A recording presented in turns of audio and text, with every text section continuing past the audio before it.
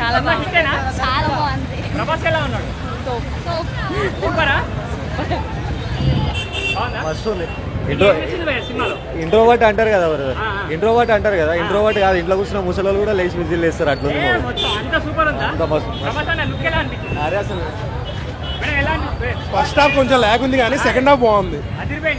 లెగలేదు, seats లెగనియట్లేదు second half మాత్రం. Double dinosaur అన్న 1500 కోట్లు ఓచగా ఉంటుంది. ప్రభాస్ ఫ్యాన్ గా చెప్తున్నా, 1500 కోట్లు ఓచగా ఉంటుంది. RRR, బాహుబలి, ఇంకా రోబో, ఇంక ఏదైతే ఉన్నాయో పాత రికార్డు బ్రేక్ చేసింది మరి కలికి అన్ని మింగిపెట్టింది అన్న. Prabhas interval scenes, fights, Ashwatthama మరి కలికి ఫైట్స్ ఎలా అనిపించింది? మరి భైరవ ఫైట్ నా భైరవ ఫైట్ ఉంటదన్న.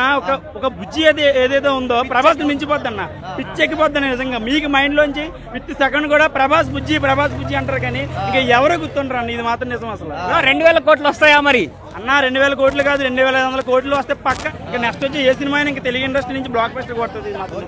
చాలా బాగుందన్న. ఫ్లాప్లు ఏం లేవన్నా. ఈసారి అసలు 2000 కోట్లు కొడుతున్నాం అంతే. ప్రభాస్ అన్న 2000 కోట్లు కొడుతున్నాం. సలార్ కన్నా బాగుందా అన్న? సలార్ కంటే చాలా బాగా అనిపించింది అన్న నాకు.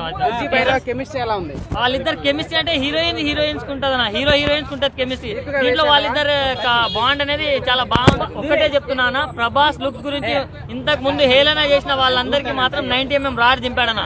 అంత బాగుంది లుక్స్ మాత్రం. యాజ్ అల్లు అర్జున్ ఫ్యాన్ గా నేనే ఫిదా అయిపోయినా. అంత బాగున్నాయి అన్న, చాలా బాగుందన్న.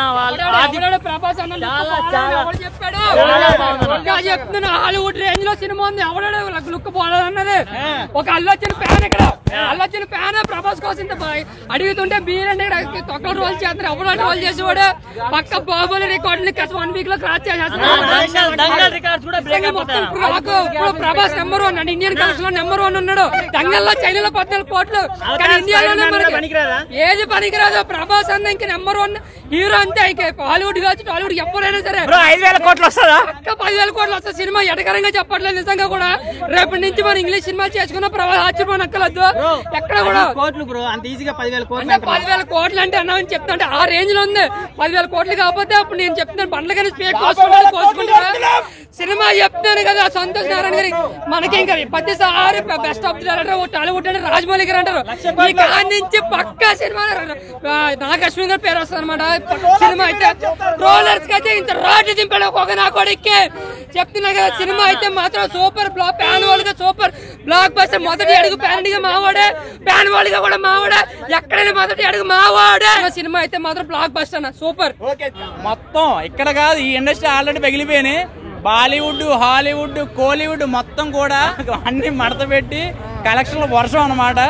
సో నిజంగా చెప్పాలంటే ఈ కల్కి అనే సినిమా ప్రపంచ స్థాయిలో అసలు ఎక్కువ మాట్లాడినా తక్కువ మాట్లాడినా ఒకటి చెప్తున్నా, మీ యూట్యూబ్లు పగిలిపోతాయి.